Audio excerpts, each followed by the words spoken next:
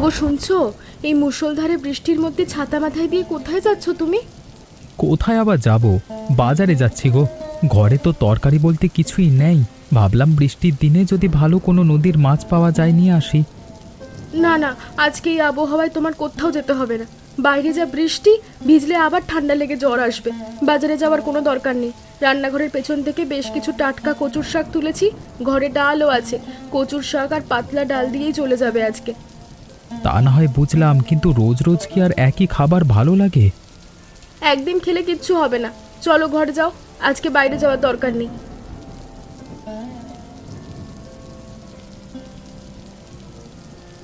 শোনো শোনো, একটু এদিকে এসো তো দেখি। ওই কচু পাতার নিচে জলের মধ্যে ওটা কি নড়াচড়া করছে? খুই কোথায়? ওমা, ওটা তো একটা বড় মাছের মতো লাগছে। এত জল জমে গেছে যে নদী বা ড্রেনে ভেসে হয়তো কোনো মাছ এসে ঢুকেছে। হ্যাঁ গো, একদম মাছের মতোই তো মনে হচ্ছে। জল এত বেশি আর বৃষ্টিও এত জোরে পড়ছে, এখন নামলে মাছ হাত ফসকে পালিয়ে যাবে। ঠিক বলেছ, এখন আর হাত দিতে যেও না।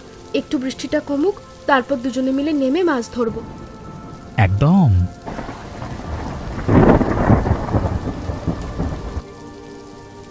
মোড়ল মশাই, ও মোড়ল মশাই, একটু এইদিকে শুনে যান না। দেখুন গঙ্গা টাটকা ইলিশ মাছ নিয়ে এসছি।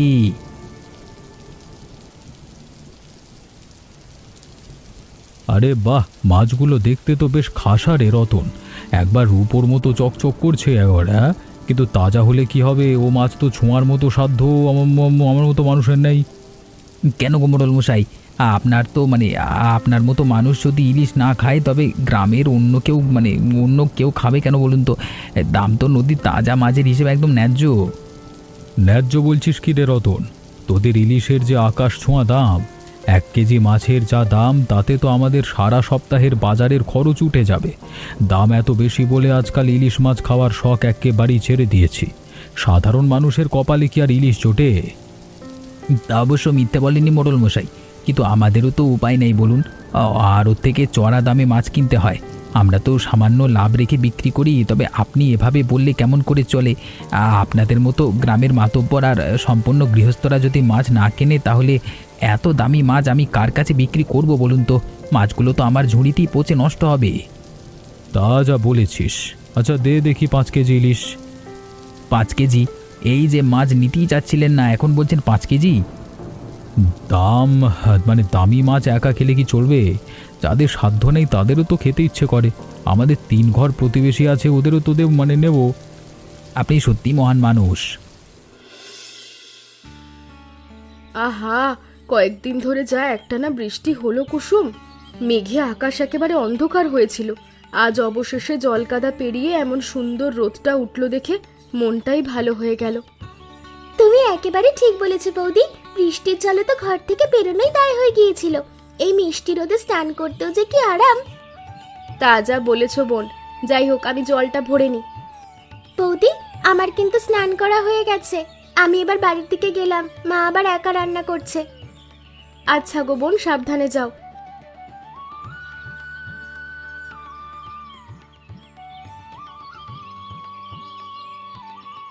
ও রতন দাদা, একটু দাঁড়াও তো। তোমার মাথার ওই ঝুড়িতে ওগুলো কি মাছ লাফাচ্ছে গো? এই দেখো দিদিমণি, একদম জ্যান্ত নদীর কই আর মাগুর। নদীর ওপাশ থেকে ধরে নিয়ে যাচ্ছি। মাছগুলো একেবারে তাজা, হাত দিলে হাত থেকে লাফিয়ে পালাচ্ছি। এত সুন্দর আর তাজা মাছ! আজ আমাদের বাড়িতে তো এমন ভালো কোনো মাছই আসেনি। রতন দাদা, এই মাছগুলো আমায় দিয়ে দাও না, আমি একেবারে বাড়ি নিয়ে যাই। আচ্ছা, নিয়ে যাও। বাবা বিকেলে পয়সা দিয়ে দেবে। ওগো, একদম সারা শব্দ করো না। ওই দেখো, কোনার কচু গাছটার গোড়ায় কেমন চকচক করছে। ওটা তো নদীর বড় ইলিশ। ওমা গো, কচু বাগানের জলে এত বড় ইলিশ মাছ এলো কোথা থেকে? এ তো বিশ্বাসই হচ্ছে না। কয়েকদিনের মুষলধারে বৃষ্টিতে নদীর জল উছলে ড্রেনে ভেসে একদম আমাদের কচু বাগানে ঢুকে পড়েছে। আর দেরি করো না, বাপাস দিয়ে ঘেরো, আমি ডান দিক দিয়ে ধরছি। পেয়ে গেছি, দেখো দেখো কত বড় আর কি ওজন। কমপক্ষে 2.5-3 কেজি তো হবেই।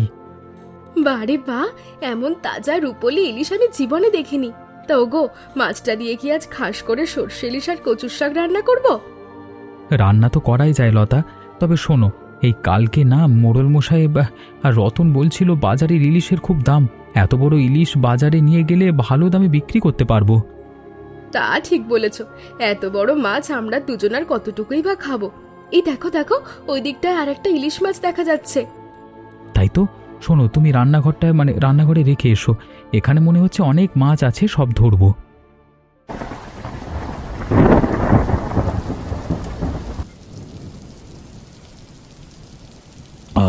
বাইরে আকাশের দিকে তাকিয়ে উফ, একটানা বৃষ্টি রোদটা একবার ভেবেছিলাম বর্ষা বোধহয় একেবারে কেটে গেল।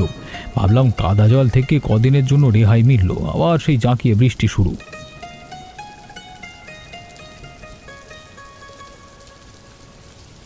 কি হলো বাবা, তুমি একা একা কি বলছো? বৃষ্টি আবার শুরু হয়ে গেছে, সেটা নিয়ে বলছি। আমার তো বৃষ্টিতে বেশ ভালোই লাগে বাবা। শোনো বাবা, তোমাকে একটু খুশির খবর দিই। আমি একটা এনজিওতে চাকরি পেয়েছি, সামনের মাস থেকে অফিসে যাব। বলিস কি রে মা কুসুম, সত্যি তোর চাকরিটা হয়ে গেল? ওরে আমার মা রে, তুই আজকে আমার মুখ উজ্জ্বল করলি। গ্রামের মোড়ল বলে কত মানুষের দায়িত্ব কাঁধে নিয়ে ঘুরি, কিন্তু নিজের মেয়ের এই সাফল্য আমাকে যে কত বড় গৌরব দিল তা তোকে বলে বোঝাতে পারবো না। সব তোমার আশীর্বাদ বাবা। এবার থেকে আর তোমাকে একলা সব সামলাতে হবে না। তোমার কুসুম এখন নিজের পায়ে দাঁড়িয়েছে। তুই শুধুই আমার মেয়ে না, তুই শুধু আমার অহংকার হয়ে উঠলি। চল চল ঘরে চল, তোর মায়ের কান পর্যন্ত এই সুসংবাদটা পৌঁছানো দরকার। চলো বাবা।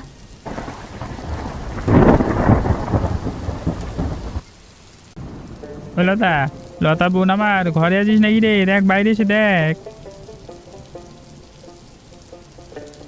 ওমা, দাদা বৌদি, তোমরা এই হাঁটু সমান কাদা জল পেরিয়ে এই অঝোর বৃষ্টিতে আমাদের বাড়ি এসেছো? এ তো আমি স্বপ্নেও ভাবতে পারছি না। কত বছর পর এলে বলো তো? আমি তো ভেবেছিলাম বোনকে একদম ভুলেই গেছো। কি যে বলিস না লতা, তোকে কি আমরা ভুলতে পারি? কতদিন তোকে দেখি না বলতো, মনটা খুব হাঁসফাঁস করছিল। আজ সকালে তোর দাদা বলছিল অনেক দিন তো হলো, চলো আজ লতার বাড়ি থেকে ঘুরে আসি। তাই আর জলকাদার তোয়াক্কা না করেই রওনা দিলাম। সত্যি লতা, তোকে না দেখে আর থাকতে পারলাম না। তা মনোজ কোথায় রে? ঘরে আছে নাকি বাজারে গেছে? আর তোদের খবর সব ভালো তো বোন? তোদের মুখটা দেখে মনে হচ্ছে কোনো বড় সারপ্রাইজ অপেক্ষা করছে। দাদা, সব ভালো। তোমরা এসেছো, এর চেয়ে ভালো আর কি হতে পারে? তোমরা তাড়াতাড়ি ঘরে চলো তো, একদম ভিজে গেছো। চল বোন।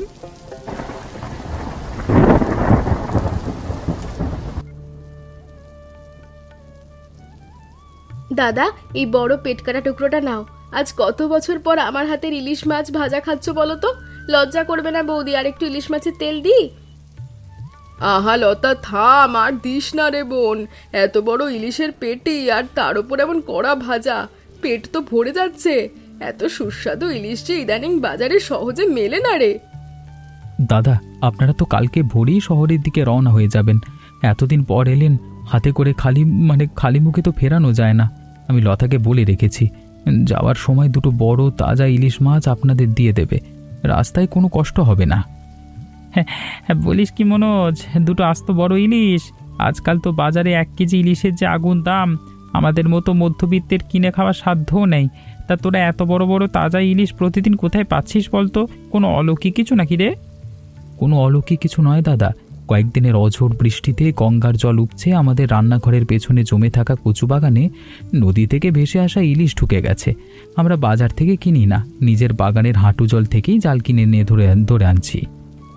বলিস কি রে, কচু বাগানে জ্যান্ত ইলিশ? সে তো কখনো রূপকথাতেও শুনিনি রে মনোজ। ঈশ্বর তোদের উপর সত্যি সদয় হয়েছেন। তা যা বলেছো দাদা।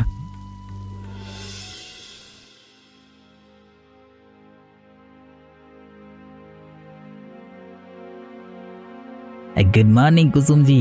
এত সকালে বার্ষিক রিপোর্টের ফাইলগুলোর সঙ্গে যুদ্ধ করছেন বলে মনে হচ্ছে। একটু কফি খান, মাথা ঠান্ডা হবে। ও বিনয় বাবু, আপনি সত্যি একজন দেবদূত। আমি এই গ্রামীণ প্রজেক্টের বাজেট আর ডেটাগুলো মেলাতে গিয়ে একদম দিশেহারা হয়ে যাচ্ছিলাম। নতুন চাকরি তো, এখন সব নিয়মকানুনও ঠিকমতো বুঝতে পারিনি। আরে এতে ভয় পাওয়ার কি আছে? নতুন জায়গায় প্রথম একটু মানিয়ে নিতে সবারই সময় লাগে। আমি তো আছি আপনার পাশে। বলুন ঠিক কোন জায়গায় বুঝতে অসুবিধা হচ্ছে, প্রজেক্টের ফিল্ড রিপোর্ট নাকি ফান্ড ম্যানেজমেন্ট? এই যে ফিল্ড ভিজিটের তালিকাটা, গ্রামীণ নারীদের ঋণ দেওয়ার যে হিসেবটা আছে, এখানে অনেক টেকনিক্যাল ভুল থেকে যাচ্ছে। একদম চিন্তা করবেন না, আপনি শুধু গ্রামের মানুষের সঙ্গে কথা বলে মূল তথ্য সংগ্রহ করবেন। বাকি অফিসিয়াল ডেটা এন্ট্রি আর ফাইল গুছিয়ে দেওয়া সব আমি সামলে নেব। আপনি একদম নতুন তো, তাই যা কিছুর দরকার হবে নিঃসংকোচ আমাকে বলবেন। আপনাকে অনেক ধন্যবাদ বিনয়বাবু। আপনি এত সুন্দর করে বুঝিয়ে না দিলে আমার প্রজেক্ট সাবমিট করাই হতো না। ওরে বাবা মনোজ, এত বড় রূপালী গঙ্গার তাজা ইলিশ, তাও আবার দুটো নয় একটা নয় ঝুড়ি ভর্তি। বলিস ভাই, রোজ রোজ শহরের আড়তদারের মধ্যে এত দামি ইলিশ কোথায় পাচ্ছিস? আর বলো না রতন দাদা, ওপরওয়ালা দয়া আর কি। ভাই তো কপালটা ভালো, আজকাল বাজারে যে পরিমাণ চড়া দাম, আড়ত থেকে চড়া দামে ইলিশ কিনে এনে আমাদের মতো ক্ষুদ্র মাছওয়ালাদের বিক্রি করা অসম্ভব হয়ে পড়েছে। লোকে দাম শুনে কেটে পড়ে, তাই তো আমি ইদানিং ইলিশ বিক্রি করা ছেড়েই দিয়েছি। এখন পুকুরের দেশি কই, মাগুর আর রুই কাতলা বেচি কোনো মতে সংসার চালাচ্ছি। রতন দাদা মন খারাপ করো না, তুমি তো গ্রামের সবাইকে এতদিন ভালো ভালো মাছ খাইয়েছো। এই নাও, এই তাজা ইলিশটা আজকের জন্য তুমি বাড়ি নিয়ে যাও, ও বাচ্চাকে নিয়ে খাবে। এ কী করছো মনোজ? এত বড় আর দামি ইলিশ মাছ তুমি আমাকে নিয়ে মানে আমাকে অমনি দিয়ে দিচ্ছ? এ তো বাজারে বেচলে অন্তত 1-1.5 হাজার টাকা পেতে। টাকার চেয়ে মানুষের মুখের হাসি আর ভালোবাসার দাম অনেক বেশি দাদা। তুমি নিয়ে যাও, তোমার বউকে বলো ইলিশ ভাজার খিচুড়ি রান্না করতে। সে বলবো ক্ষণ।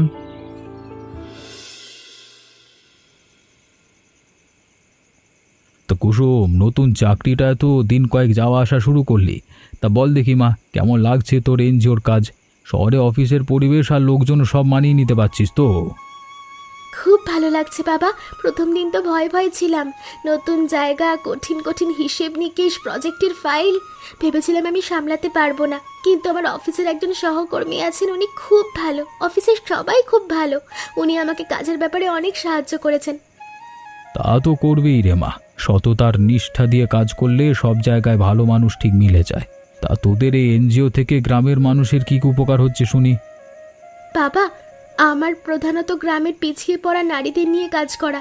তাদের ছোট্ট ছোট্ট দল গড়ে কুটির শিল্প, হাঁস মুরগি পালন আর সহজ শর্তে ঋণের ব্যবস্থা করে দেওয়া হচ্ছে। আজ সকালে যখন দুজন দুস্থ বোনকে ঋণ তুলে দিলাম, তাদের চোখের আনন্দটা দেখে আমার মনটা ভরে গেল বাবা। ওরে আমার মা রে, তোর এই কথার মধ্যেই মোড়ল হিসেবে আমার জীবনের আসল সার্থকতা। গ্রামের মানুষের মুখে হাসি ফোটাতে পারলে ওপরওয়ালা ওপরওয়ালার আসল সেবা হয়। তুই মন দিয়ে কাজ কর মা, আমার পূর্ণ আশীর্বাদ তোর সঙ্গে আছে। তুমি পাশে থাকলে আমি সব পারবো। বুঝলে গো, লতাদের বাড়ি থেকে ফেরবার পর থেকে মনটা কেমন যেন ভারী হয়ে আছে।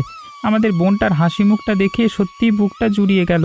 কত বছর পরে ওদের এত শান্তিতে আর আনন্দে থাকতে দেখলাম বলো তো। তা যা বলেছ গো, ছোটবেলা থেকেই কুঁড়ে ঘরে অভাবের সংসার দেখে এসেছে, আর আজ দেখো মনোজের মতো হীরের টুকরো একটা স্বামী পেয়েছে। যেমন সরল তেমন তোমার বোনটার প্রতি ওর ভালোবাসা।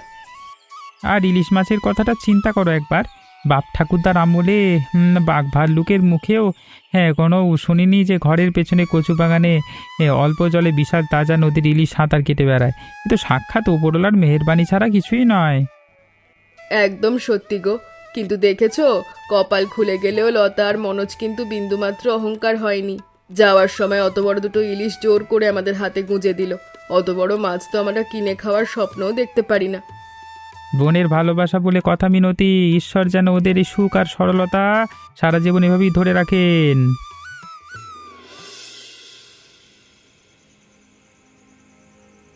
আরে কুসুমজি, আপনি এখনো স্ট্যান্ডে দাঁড়িয়ে আছেন? সন্ধ্যে তো হয়ে গেল, গ্রামের দিকে যাওয়ার শেষ বাস তো আগেই ছেড়ে যাওয়ার কথা। কি যে করি বিনয়বাবু বুঝতে পারছি না। আজ তো শুনলাম মূল সড়কের ব্রিজের কাছে বড় একটা খাত তৈরি হওয়ায় গাড়ি চলাচল একদম বন্ধ হয়ে গেছে। বিকেল থেকে এই লাইনে কোনো বাস বা ট্রাকার চলছে না। বাড়ি ফেরার তো আর কোনো উপায়ও দেখছি না। হ্যাঁ, দুশ্চিন্তা করবেন না কুসুমজি, গ্রামীণ রাস্তায় রাতে একা গাড়ি পাওয়া বাসের জন্য দাঁড়িয়ে থাকাটা একদম নিরাপদ নয়। বৃষ্টিও যে কোনো সময় নদীতে নামতে পারে আর কি। আপনার যদি কোনো আপত্তি না থাকে তবে আমার বাইকের পেছনে উঠে বসুন, আমি আপনাকে একদম নিরাপদে আপনার বাড়ির দরজায় পৌঁছে দিয়ে আসছি। কিন্তু বিনয়বাবু, আপনার বাড়ি তো একদম অন্যদিকে। আমার জন্য আপনাকে অনেকটা পথ ঘুরে যেতে হবে, কষ্ট হবে তো। সহকর্মীর বিপদে পাশে দাঁড়ানো কি কষ্ট হতে পারে বলুন? তাছাড়া আমি আপনাকে একাই নির্জন বাসস্ট্যান্ডে ফেলে রেখে যেতে পারছি না। আসুন, আর দেরি করবেন না, আকাশ অন্ধকার হয়ে আসছে। আপনার এই উপকারটা আমি সত্যি কখনো ভুলবো না বিনয়বাবু। চলুন। মোড়ল মশাই ঘরে আছেন নাকি গো? মনোজ যে, এসো ভাই, বারান্দায় এসে বসো। তা হঠাৎ সন্ধে ভারী খালি, মানে কি মনে করে? কি বলবো মোড়ল মশাই, তাজা বড় ইলিশটা আজকে আপনার জন্য নিয়ে এলাম, নদীর টাটকা মাছ। আরে বাহ, সে তো মস্ত একটা রাজকীয় ইলিশ মাছ মনোজ। কিন্তু ভাই, তুমি হঠাৎ আমাকে এত দামি মাছ দিতে গেলে কেন? এর তো বাজারে অনেক দাম। তা আমি তো তোমার থেকে অমনি মাছ নিতে পারবো না। দাঁড়াও, আমি ভেতর থেকে টাকা নিয়ে আসছি। না না মোড়ল মশাই, টাকার কথা বলে আমাকে দয়া করে পর করবেন না। সেদিন বাজারে আপনাকে আর রতন দাদাকে বলছিলাম না ইলিশের চড়া দামের কথা? আপনি তো ধনী দরিদ্র না ভেবে গ্রামের কত অভাবী মানুষের মুখে ইলিশ তুলে দেন। মোড়ল হিসেবে সবাইকে আগলে রাখেন। আজকে এই ছোট ভাইটার পক্ষ থেকে এই সামান্য উপহারটুকু আপনাকে ভালোবাসার টানে দিলাম। দয়া করে এটা ফিরিয়ে দেবেন না? মনোজ ভাই, তোর এই ভালোবাসার কাছে যে কোনো টাকার পাহাড়ও হেরে যায়। তুই সত্যি বড় মানুষ রে। ঈশ্বর তোর সংসারের কল্যাণ করুক।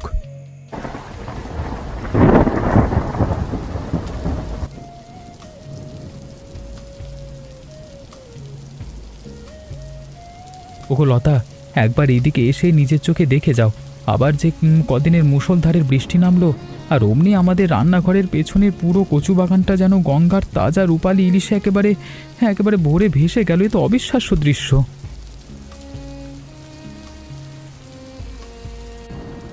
উমাগো, সত্যি তো, এত ছোট কচু বাগানে শয়ে শয়ে এত বড় বড় ইলিশ মাছ কিলবিল করছে। তা ওগো, এবারও কি ওই মাছগুলো সব ঝুড়িতে ভরে শহরে বাজারে বিক্রি করতে নিয়ে যাবে? না না লতা, একদম না। প্রথমবার যখন আমরা কচু বাগান থেকে মাছ পেয়েছিলাম, তখন ভালো দামের আশায় সব মাছ বাজারে নিয়ে বেচে দিয়েছিলাম। ভেবেছিলাম টাকাই হয়তো জীবনের সব সুখ এনে দেয়। হ্যাঁ গো, ঠিকই বলেছ, টাকাই তো সব নয়। তাই এবার আর সেই ভুল করব না।